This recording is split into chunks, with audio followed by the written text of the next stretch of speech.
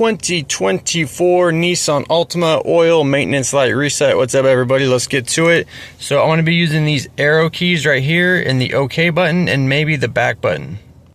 I'm gonna get closer to the dash so we can get a better look. Everything's gonna be done in the center. Go ahead and push the right arrow.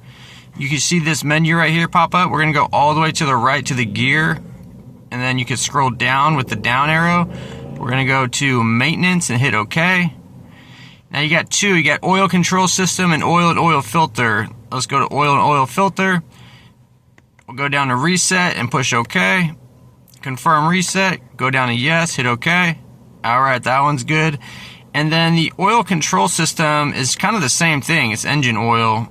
So I'm gonna go ahead and reset this. Push OK to reset. It'll say confirm reset. You want to go down to yes. Hit OK. And then boom, your mileage is reset now. You can hit that back arrow 2 or 3 times and it'll take you back to the main menu area.